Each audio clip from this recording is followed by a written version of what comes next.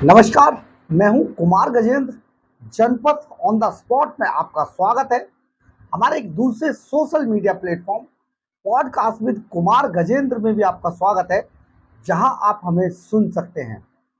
दिल्ली के मुख्यमंत्री अरविंद केजरीवाल और उनकी चांडाल चौकड़ी जिस बात से इनकार कर रही थी, वो बात अब ईडी लगभग साबित कर चुकी है और उसका अब समझिए एंड आने वाला है।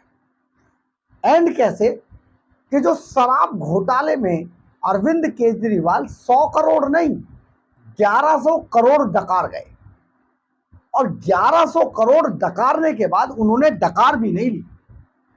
भाई साहब, आज तक के इतिहास में इतना बड़ा घोटालेबाज कभी किसी ने नहीं देखा हो।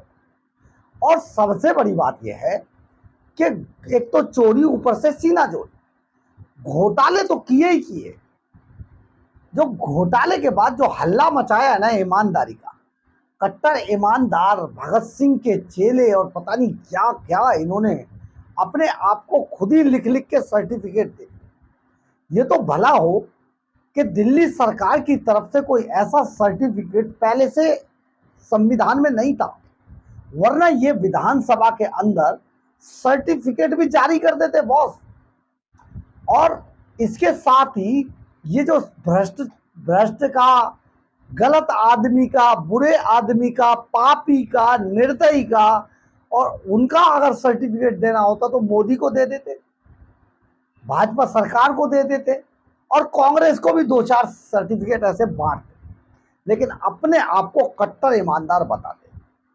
ये बात हम नहीं कह रहे। देखिए, जो 1100 करोड़ रुपए अरविंद केजरीवाल डकार गए घोटाले में, शराब घोटाले के अंदर, ये ईडी कह रहे हैं। और ईडी इतना ही नहीं, ईडी इस बात को भी ढूंढ रही है कि अब 1100 करोड़ रुपए के एवज में अरविंद केजरीवाल या आम आदमी पार्टी की ऐसी कौन सी संपत्ति जब्त की जाए कि पैसे की रिकवरी कर ली जाए।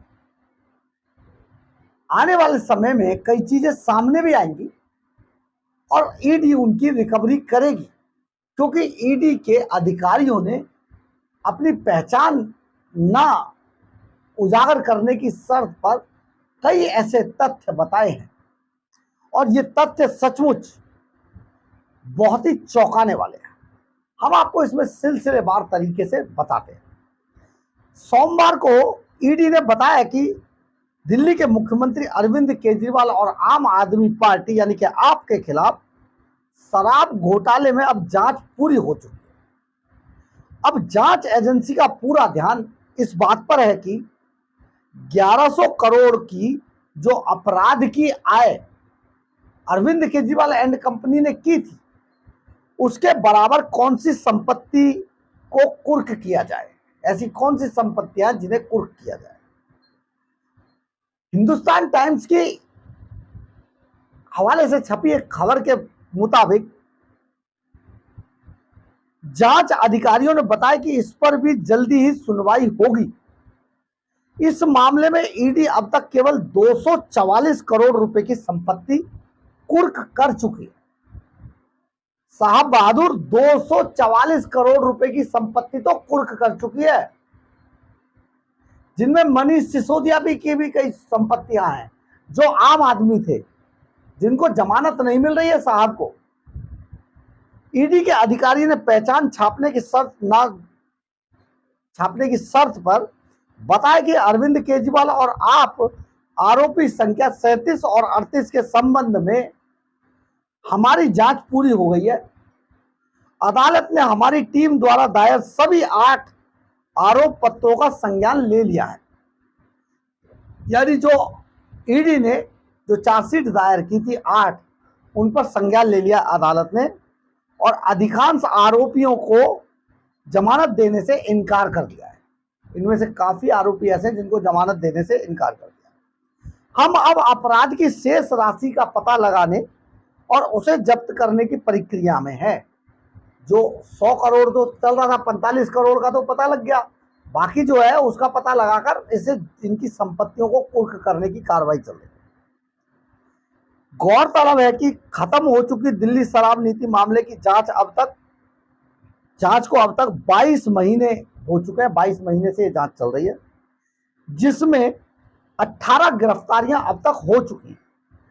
40 आरोपियों के खिलाफ 8 आरोप पत्र दाखिल किए जा चुके हैं और 4 दर्जन से अधिक छापे मारे गए हैं।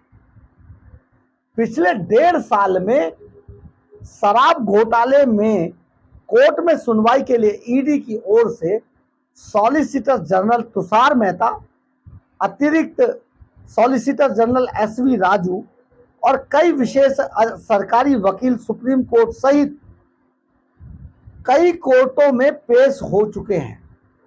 तो वहीं दिल्ली सीएम यानी दिल्ली के मुख्यमंत्री अरविंद केजरीवाल की मनीष सिसोदिया, संजय सिंह की ओर से अभिषेक मनु सिंह भी, दयान कृष्णन और मोहित माथुर जैसे वकीलों ने जमकर दलीलें दी।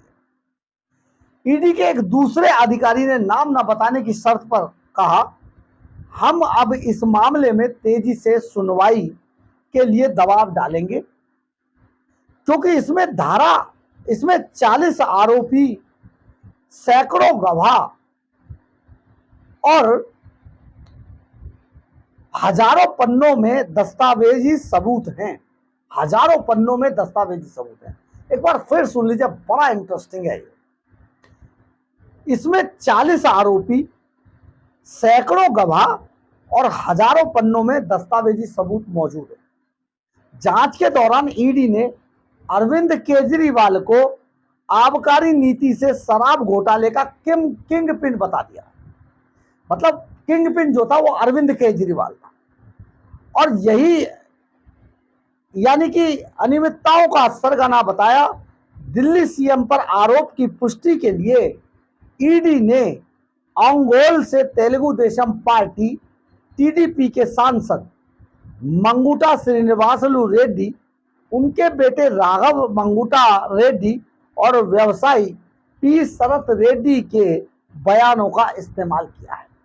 इतने सारे चीजें, इतने सारे तथ्य, और अरविंद केजरीवाल का 1100 करोड़ रुपए का शराब घोटाला सचमुच आज तक के इतिहास में इतना बड़ा घोटालेबाज किसी ने नहीं देखा।